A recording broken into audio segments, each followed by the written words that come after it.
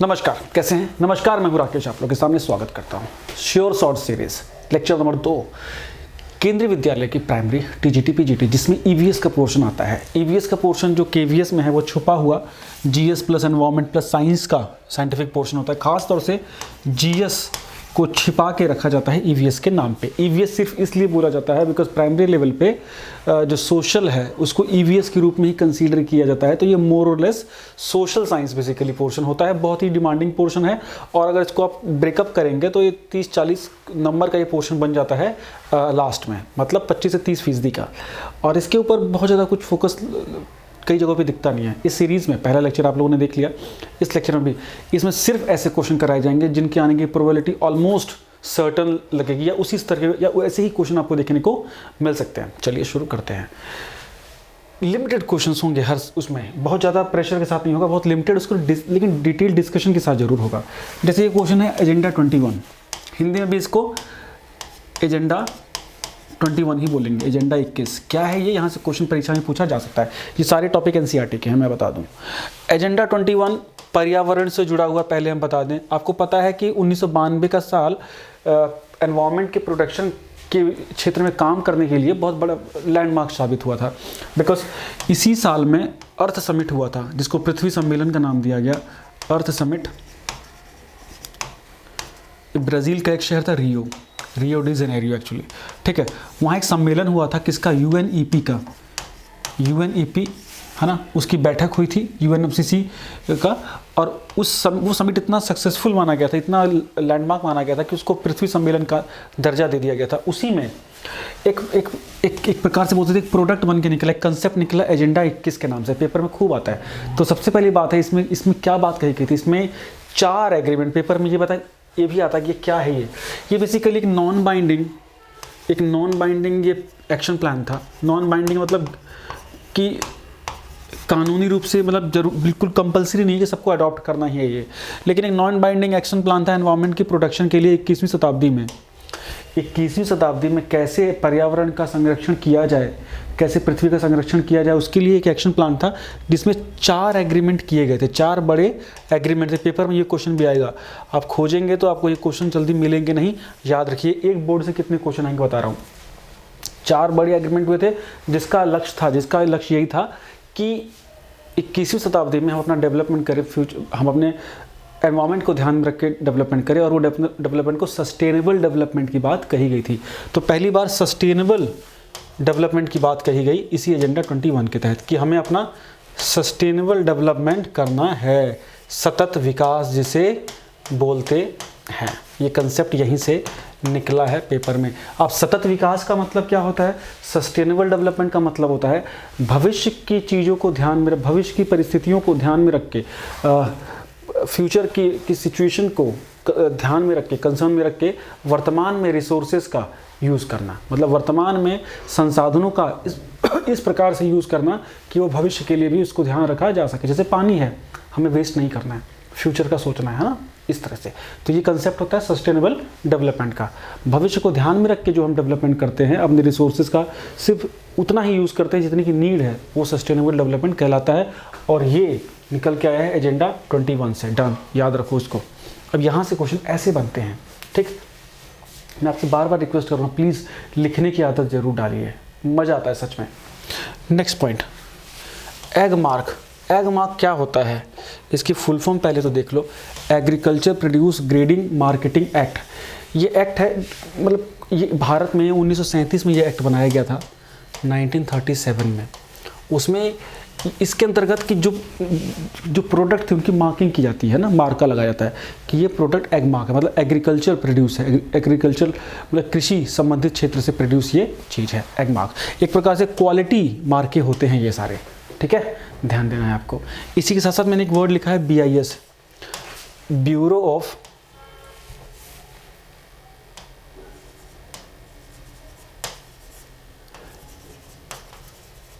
Indian standard,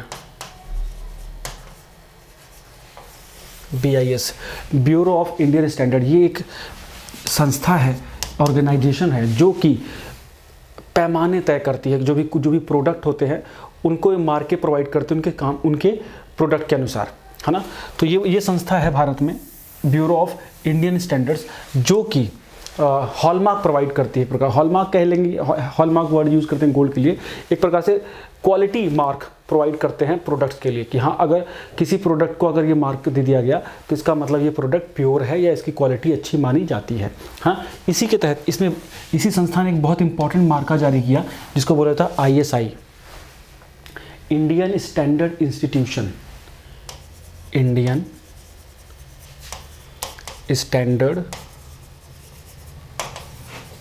institution मतलब भारत में जो भी प्रोडक्ट है अगर वो ISI मार्क है, मतलब कि ये एक स्टैंडर्ड कंपनी के द्वारा तैयार किया गया प्रोडक्ट है। बोलते नहीं है भैया ISI मार्क है कि नहीं है, मतलब कंपनी ठीक है कि नहीं है, यही है वो मार्का। ये मार्का कब इंडिया में इम्प्लीमेंट हुआ था? 1947 में। प्लीज़ इसको ध्यान दे दीजिएगा। बोलते हैं भैया ISI है कि नहीं है, कोई पंखा ले रहे हैं, कोई भी कुछ ले रहे हैं, तो वो ये मार्का उसको ये चीज़ को इंश्योर करता है कि जो इंस्टीट्यूशन है, जो जिस संस्था के द्वारा एक प्रोडक्ट बनाया गया, वो संस्था एक सम्मानित एक स्टैंडर्ड मेंटेन करने वाली संस्था है। चलिए नेक्स्ट पॉइंट, दक्षिण गंगोत्री के ऊपर क्वेश्चन आता है। क्वेश्चन कैसे पूछा गया था कि दक्षिण गंगोत्री क्या है, तो कंसेप्ट लगा दिया ऑब्जेक्टिव क्वेश्चन में डाल के ये वाला कि इस दक्षिण भारत की नदी गोदावरी को दक्षिण गंगोत्री बोला जाता है या कावेरी को दक्षिण गंगोत्री बोला जाता है। फिर तीसरा ऑप्शन था कि भारत का पहला रिसर्च सेंटर अंटार्कटिका में। हाँ जी, तो भारत का इंडिया का फर्स्ट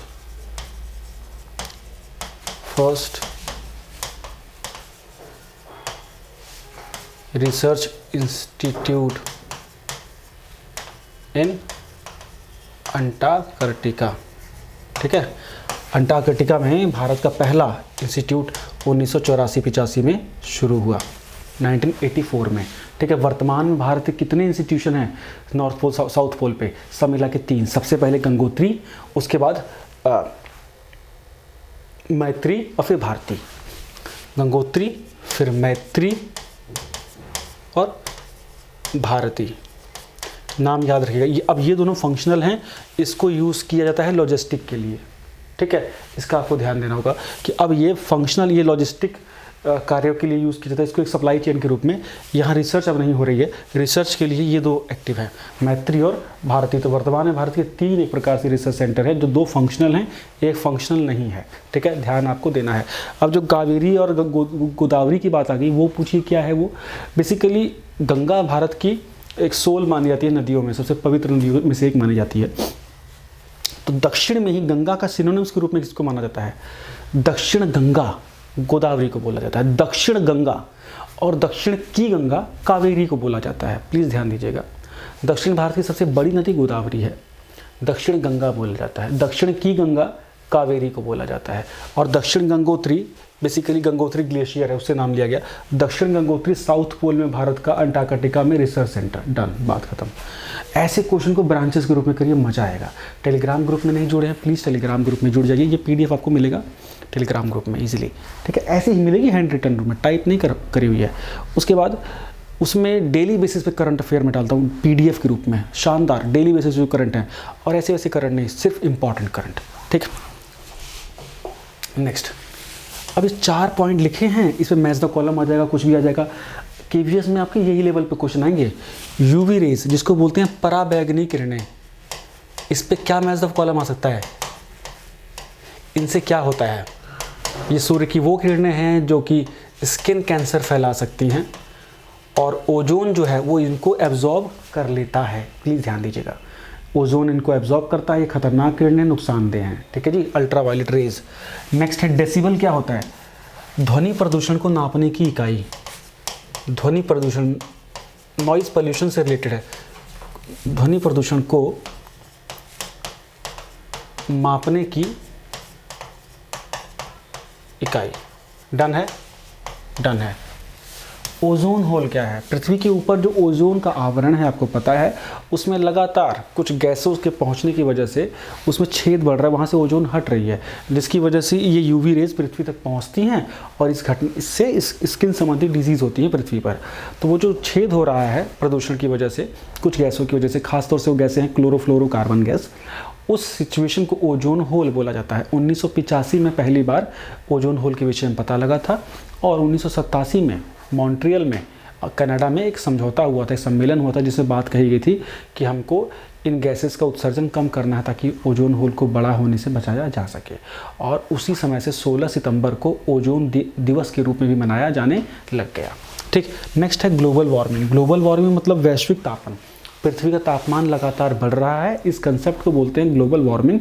जब वैश्विक तापन कैसे बढ़ रहा है, वो बढ़ रहा है जब पृथ्वी पर एक्सेस अमाउंट में, ज़्यादा अमाउंट में गर्मी फंस रही है। वो कैसे, कुछ पृथ्वी का एक अपना प्राकृतिक स्वरूप है ग्रीन हाउस इफेक्ट पैदा करने का, जिसके तहत पृथ्वी जो किरणें आती हैं सूर्य की, उनमें कुछ किरणों को अपने को गर्म करने के लिए रख लेती है।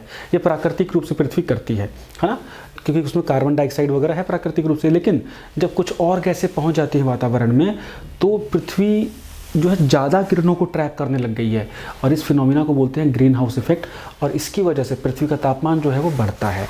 ये कि इनमें कौन सी गैसें हैं जो कि इस तरह की समस्या पैदा कर रही हैं?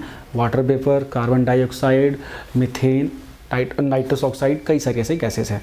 अब इसकी वजह से क्या है, पृथ्वी का तापमान बढ़ रहा है, इसीलिए बोलते हैं कि कार्बन का उत्सर्जन, कार्बन का एमिशन रिड्यूस किया जाए। अब इसकी वजह से क्या होगा, जो पोल्स पे जो बर्फ़ जमी हुई है पिघल रही हैं, ग्लेशियर्स पिघल रहे हैं, ग्लेशियर पिघलेंगे तो क्या होगा, मीठे पानी की स्कार्सिटी होगी, प्लस जीव जंतु मरेंगे, उससे रिलेटेड स्पीसीज खत्म होंगी, प्लस समुद्र का जल स्तर ऊंचा होगा। समुद्र का जल स्तर ऊंचा होगा तो क्या होगा, ये बोला जाता है कि अगर 1 मीटर भी समुद्र का स्तर अगर ऊंचा हो गया वर्तमान परिस्थितियों में, तो 40% जो देश हैं वो लगभग डूब जाएंगे, या उनके किनारे, समुद्र के किनारे के शहर डूब जाएंगे। तो स्थिति कितनी भयावह हो सकती है उसको आप समझ सकते हो। डन। चलिए नेक्स्ट पॉइंट की ओर अगर हम चलते हैं, ये क्वेश्चन ही मैंने पूरा उतार दिया है। For better human life what is more important. अब देखो, मनुष्य के अच्छे जीवन के लिए इन चारों में से क्या ज़्यादा जरूरी है? अफॉरेस्टेशन मतलब वृक्षारोपण, बैन ऑन माइनिंग खनन पर बैन करना, प्रोटेक्शन ऑफ वाइल्ड लाइफ वन्य जीव को बचाना, चौथा है reduce the use of natural resources प्राकृतिक संसाधनों का उपयोग कम करना। चारों बढ़िया चीज़ें हैं, चारों होनी चाहिए वातावरण के लिए, तो पर्यावरण को बचाने के लिए। इसमें बेस्ट सूटेड आंसर, क्या जोरदार क्वेश्चन है। जब ऐसे क्वेश्चन आते हैं ना तो सारे पॉजिटिव दिखते हैं। अभी बेस्ट वाला कौन सा है? सबसे ज़्यादा एफॉरेस्टेशन, वृक्षारोपण है। ध्यान देना प्लीज़, इससे कई चीज़ें हमारी इंप्रूव होंगी, हमारा नेचुरल रिसोर्स इंप्रूव होंगे, हमारा एनवायरमेंट बैलेंस इंप्रूव होगा। 33% वन हमारे पृथ्वी पर जरूरी हैं। बहुत से ऐसे देश हैं जो इस कैटेगरी को पूरा नहीं करते, हम खुद नहीं करते, हम लोग लगभग 25% भी नहीं है ना। तो जो एफॉरेस्टेशन है, वृक्षारोपण है, वो सर्वाधिक फ़ायदेमंद होगा अगर ह्यूमन लाइफ के लिए ये काम किया जाए। माइनिंग पे भी इफेक्ट होगा, लेकिन उतना नहीं जितना कि पेड़ लगाने का होगा। ठीक है, इनका वन्य जीवों को भी बचाना है, लेकिन उतना इफेक्ट नहीं जितना पेड़ लगाने का। नेचुरल रिसोर्सेज का उपयोग हमें घटाना है, उससे अच्छा है ना कि नेचुरल रिसोर्सेज बढ़ाई दें हम लोग। ठीक है, कैसा लगा, मज़ा आया? नेक्स्ट पॉइंट, ये 2 बड़े पुरस्कार हैं, पेपर में आ जाते हैं। टाइलर पुरस्कार किससे जुड़ा हुआ है? ग्लोबल 500 पुरस्कार किससे जुड़ा हुआ है? पर्यावरण से, एनवायरनमेंट से जुड़ा हुआ है सर। किससे जुड़ा हुआ है? एनवायरनमेंट से। लेक्चर लास्ट तक देखेंगे, अलग ही आनंद की अनुभूति आपको होगी। ठीक है, अच्छा ये क्वेश्चन तो हो गया ना, मस्त है, इजी क्वेश्चन है। ऐसे कई सारे आते हैं, वो वाटर प्राइज आता है, सब उस पर्यावरण से जुड़े हुए हैं। DDMA ये टॉपिक भी है, disaster management, district disaster management authority, district disaster management authority, इसको हेड कौन करता है? इसका जिले में इसका प्रमुख कौन है? DDMA है ना, जिला आपदा प्रबंधक प्राधिकरण जो है, इसकी किसके अंडर में आता है? यह आता है DM या DC, डिस्ट्रिक्ट मजिस्ट्रेट या डिप्टी कलेक्टर, जो भी वहाँ पे हैं, इनके अंडर में आता है। बहुत ही इंपॉर्टेंट है ये, बहुत ही इंपॉर्टेंट है। ठीक, बहुत इंपॉर्टेंट है। चले, कैसा लगा? छोटे क्वेश्चन, लेकिन आपको ये मोटा मैंने 20 क्वेश्चन कराए हैं इतने कम समय में, टू द पॉइंट। और ऐसे क्वेश्चन पेपर में आएंगे, 2-3 काम करने हैं। कोई समस्या हो तो हमसे जुड़ सकते हैं। KVC क्लासेस ऑलरेडी चल रही हैं, 7678668827 इस नंबर पे बात कर सकते हैं, व्हाट्सअप कर सकते हैं, या टेलीग्राम पे मैसेज कर सकते हैं। टेलीग्राम ग्रुप जरूर ज्वाइन कर लीजिएगा, आपके बहुत फ़ायदे का है। बिल्कुल सारी चीज़ें आपको उसमें करंट अफेयर मिलता रहता है, डेली बेसिस के हम डालने की कोशिश कर रहे हैं, इन्फॉर्मेशन डालने की कोशिश कर रहे हैं, लेटेस्ट जो इवेंट हो रहे हैं वो डालने की कोशिश कर रहे हैं, और जो हम यहाँ डिस्कशन की PDF करते हैं वो वहीं डालते हैं। ठीक है, तो चलिए, उम्मीद करता हूँ लेक्चर अच्छा लगा होगा। अच्छा लगा तो 2 से 3 दोस्तों तक, उन दोस्तों तक भेजिए जो KVS के लिए सीरियसली प्रिपेयर कर रहे हैं। Thank you so much, bye bye.